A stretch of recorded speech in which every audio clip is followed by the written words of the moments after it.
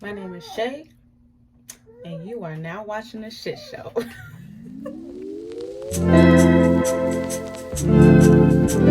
up, y'all? Welcome back to my channel. It's been a minute since I posted any content on here. Like, I've been on TikTok, and I like TikTok a lot, actually. It's a lot different on there than it is on YouTube. And it's easier to post on there because on here it's a lot of editing and all that stuff, and I don't be feeling like it all the time. So yeah, that's that on that. But so much has happened, y'all. So much has happened, and I'm gonna be really vulnerable and honest in this video, on this vlog, because this is gonna be a vlog, by the way.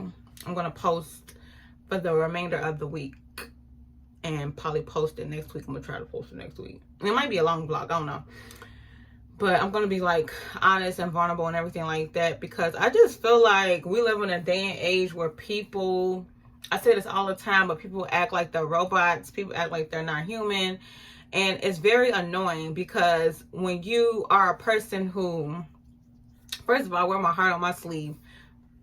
That's where I fucked up at. But it is what it is. I'm okay with being that way. I know I can be a sensitive person, and when I love you, I love hard. That's just how I am. So like, I'm not going to be up on here acting like I'm not a human being or try to suppress my feelings or emotions because I don't want to look like I bother by certain things or care about certain things, when like now I'm okay. You know what I'm saying? Like, I had to go through the fire, and now I'm okay. Like, you know what I'm saying? Like, I feel like I'm over it now. So at this point, it's easier for me to talk about things. So let's just start there. But for the most part, I think the last time I did vlog, my grandfather had passed away. And when I tell y'all, his passing hit me so hard. Like, anybody that has lost anybody close to them know how hard that can be. Like, how hard it can be to try to live your life without a person that you couldn't, that you didn't picture yourself living without. So like, and yes, it was my grandfather, but my grandfather was like a father to me. He's been in my life since, my life forever.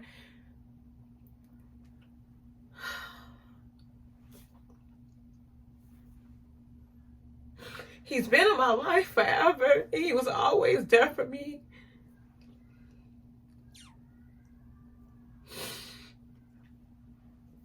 And I don't think people understand, like, when it comes to seniors, like, I think that the pandemic affected everybody, of course, but I really feel like it really affected the senior community the hardest. And having to watch my grandfather change in such a short amount of time because of being afraid of getting sick or getting us sick and stuff like that, it was hard. It was so hard.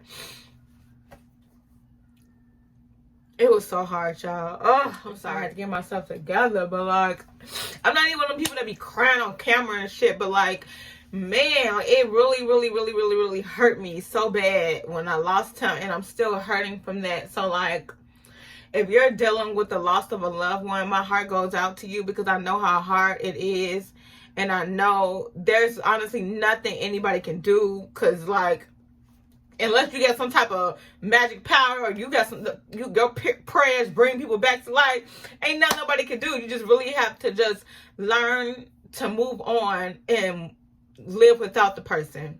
Like, there's literally nothing you can do. So, oh goodness, I'm sorry, y'all. I feel like a little crazy person. But me losing him is what pushed me to go to therapy, like, to start seeking for a new therapist, because honestly, like I've been in therapy since 2017 off and on, and I've gotten some help or whatever, but like I don't think any of the therapists that I had, like, I don't feel like they could relate to me. You know what I'm saying? I don't feel like they could relate to me like a black therapist could. So I started to like actively seek out black therapists. And my sister put me on this website called Black Girls Need Therapy, and it changed my life because I ended up finding a therapist on that platform, and it honestly changed my life for the better, because I don't know what I would have honestly done without that woman, like without my therapist. Like, she has helped me in ways I don't even know if she understands like how much she has helped me. And I feel like I evolved a little bit because it needed to be done. I was forced to tackle things that I wasn't ready to tackle. Like, I had to put the mirror to my face. I had to take accountability. I had to just basically see myself for who I really was. And a lot of times people don't be wanting to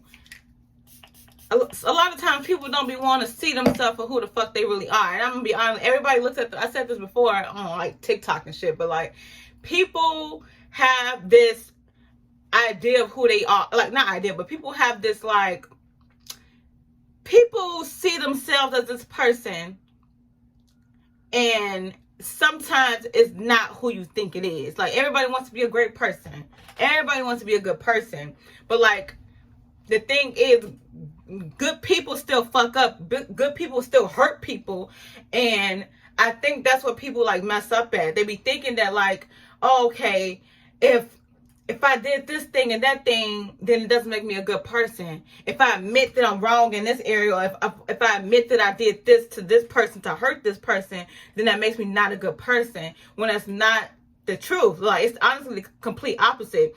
You not taking accountability, you not honestly trying, apologizing for where you hurt somebody else, that makes you a bad person in my eyes. Like, you know what I'm saying? Like, you can't just be walking around here thinking that you never done anything wrong, and that's not the goddamn case. Because at the end of the day, hurt people. And a lot of times when you hurt, you end up hurting other people not even realizing it. So like, yeah, I was forced to sit in my shit. Like, I was forced to sit in my shit, and I was forced to, I honestly had to forgive myself too. I had to forgive myself, because at the end of the day, if I didn't, I wouldn't be able to move on with my life. And another thing I had to learn was detachment. Detachment is one of the hardest things that I had to learn to do, because I have attachment issues. I was fucked up. I'm still trying to get through, but like, I was fucked up. I had to learn all these fucking, had to unlearn all these things. All the behaviors that I thought was cool, was okay, were not cool. They weren't okay. They weren't normal. So like, I had to unlearn so much stuff.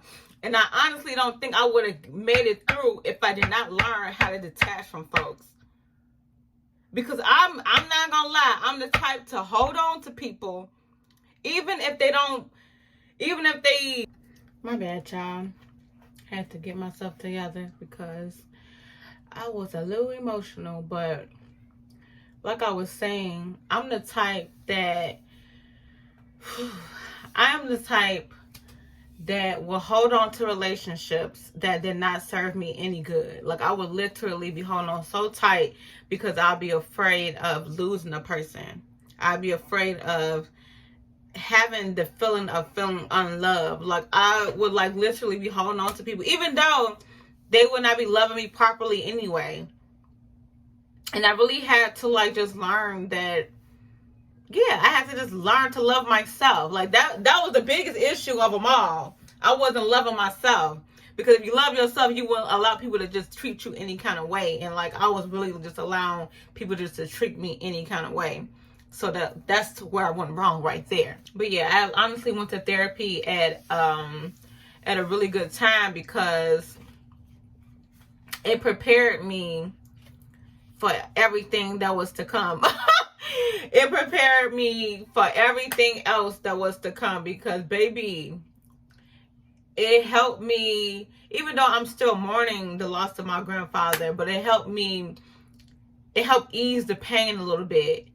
And it also helped me mourn the loss of that relationship I had with my cousin, because last summer, that was probably like a challenge for me, because like when me and her, I guess you could say, like fell out, I ended up losing my grandfather, and it was like so fucking tough. Like it was so damn tough. But by the time that me and her started back talking, I was already like in therapy, like frequently in therapy. At that point, it had to be like maybe 2 months. And I've already like learned so much and like started like instilling all the information that my therapist was feeding to me. I started like putting it into like my lifestyle, like, you know what I'm saying? So like at that point, the healing journey had already started, like, you know, already kicked in. So like by the time me and her talked, and I realized that like, I don't know, I realized that like at that point it was kind of like, you'll be okay. Like, I don't know, I didn't feel the same after that me and her had the conversation. I didn't feel the same, and I kind of felt like the relationship was kind of like over, if that makes any sense. So like after that, therapy already like prepared me for that, I could say, because after the conversation, and after like me and her just didn't talk anymore, I was okay. Like I wasn't hurt anymore. Like I was fine. And it felt really good, because it's like, oh, you're making some changes. You know what I'm saying? Like, because I'm telling you, if I didn't go to therapy, what transpired last summer would have took me the fuck out. I had a silent battle for years, and like I didn't really know my triggers and stuff like that though. So that like when I go into these dark places, it's hard for me to like climb out of it. So like once I didn't react in a way that I would like normally react, that's when I knew like it's working. Like you're changing, girl. Like you're starting to evolve. Like, and I felt it, and it felt so good, and like it prepared me for everything else that was to come, because like my therapist was telling me too, like, oh, you know, everybody that's in your life right now isn't gonna be in your life for a lifetime. Like people are seasonal. Like she had to say that so many times in my sessions, because I be trying to hold on to people. Like I be playing tug of war, because I be trying to hold on to folks knowing that they ass need to be out. I had an issue with that. So like it came to a point where like she didn't even have to say it no more, because like it was starting to click. So anybody that I had ended up like losing or whatever after that, I wouldn't even call it a loss, because I don't feel like I lost anything. But like after that, I just felt some of it was relief. I'm not even gonna lie, I felt relief from some people exiting my life. And yeah.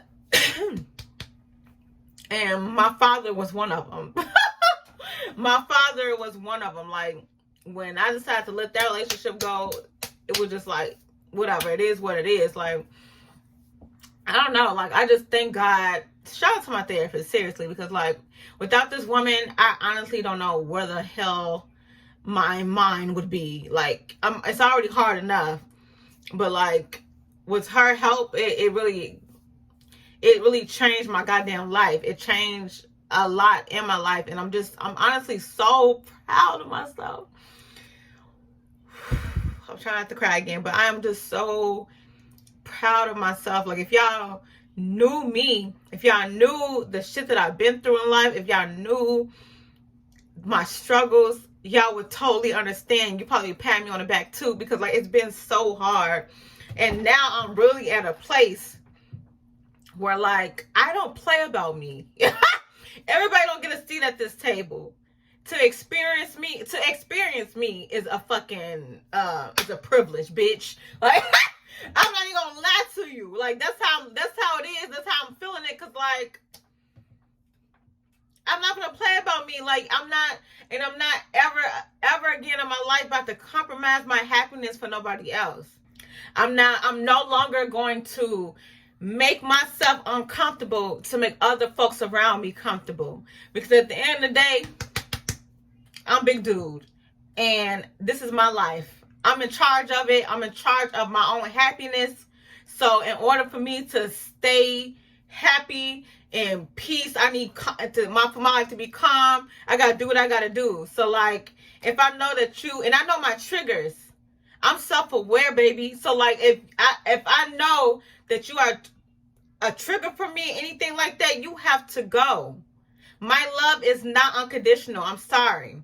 I'm not about to compromise myself for anybody else. And that's just on period. Like, you're not my kids. If you're not my children, you're not getting that treatment. I don't give a fuck who you are. Like, and I feel like everybody should be this way. I feel like everybody should be this way. That's that on that. Right now, I'm trying to pack my bag for this trip that I'm going on this weekend. I'm going to Houston for one of my favorite girls' birthday. Her birthday was last week, but we're celebrating. Well, we celebrated last week too, but we're celebrating again in Houston. So that should be fun. This will be my first time going to Houston, so we'll see how it is. I feel like it's going to be similar to kicking it out here in Chicago. I don't know why, but that's just the vibes that I'm getting. I'm sure it's going to be fun, but I get the vibe that's going to be similar to how we kick it in Chicago. So we'll see. But yeah, this is what I'm doing. I don't really know what to bring. Like, I bought some stuff. You know how like you buy things, but then when it's time to wear them, you're not really feeling it. I don't know. That's how I'm feeling right now. I got a couple of things. Let me show you. So I got this skirt. This is a wraparound skirt. I'm not about to like pull it out because I don't feel like folding it. Ooh, excuse me, I got a hiccup.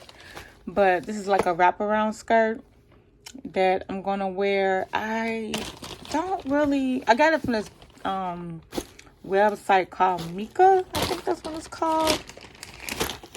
Micah's. This is where I got it from. And then I got this skirt that I absolutely love. Like, I kept seeing it for months. Like, I saw it all summer on Instagram. And I was like, I want to get it. I was, like, indecisive. Like, I wasn't sure. Because you know how Instagram can be, like, when it comes to, like, these boutiques.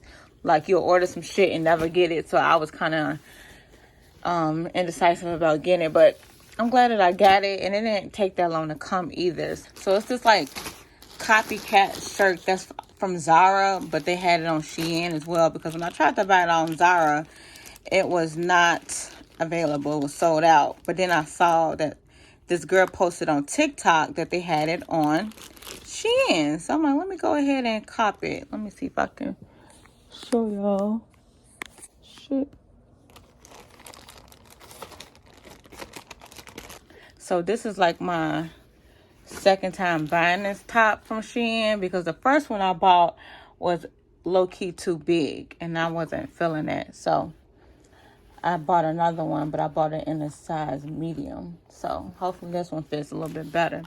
But I don't know if y'all can peep it. Like, I hope I don't have to iron this shit when I get out there, because I don't have time for that. I hate ironing my clothes. But this is what I'm thinking about wearing with it. I really hope that this comes out right. I really do. And then I got like this outfit that I had took to the cleaners. I'm hoping that comes out right as well, because yeah, that's what I'm wearing. Then I got this like little basic top that I'm gonna wear with this skirt, but I don't know what shoes I'm gonna wear with it though. And then I brought these orange shoes with me, but I'm not sure if I'm gonna wear them or not. I don't know. I'm gonna just dump a bunch of shit up in here, because I really don't know what the hell I'm gonna put on. Then I got this little top from where I get this damn top from? I got this from Pretty Little Thing, and I've been eyeing this for a while too. The bitch was expensive though at first, but I got it on sale. They had lowered the price, so I was like, might as well. This is a sign, so this is what I'm gonna wear. But I don't know if I'm wearing jeans or shorts with this. I am so like, I don't know. So I'm just going to dump a bunch of shit up in here. Hopefully it works out. All of my friends, they like put their outfits together and stuff. I am so unorganized because I'm not that type. Like I don't know what it is. Like I cannot just put outfits together days prior. Like I don't know what I'm actually wearing until the day of an event or an outing. Like I just can't just throw on clothes. Like that's just not how I go. Like it depends on how my makeup turns out. My hair, even though my hair is locked up right now, so like that shouldn't be a problem, but still I won't know until like that day. Like I'll go off vibes, baby. I'll go off vibes. Hey y'all.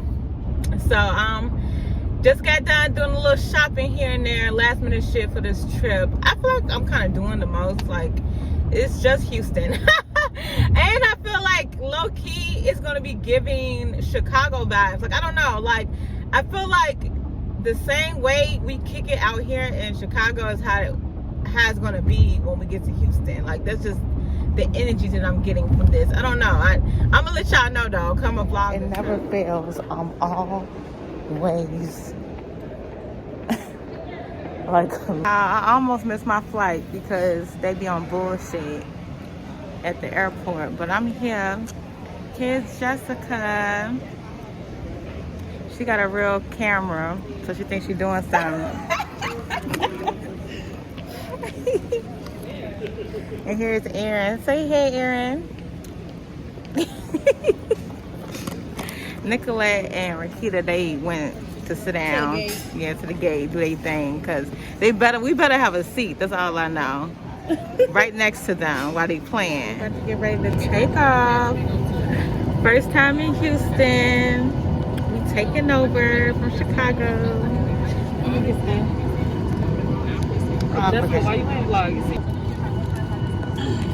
Anyways.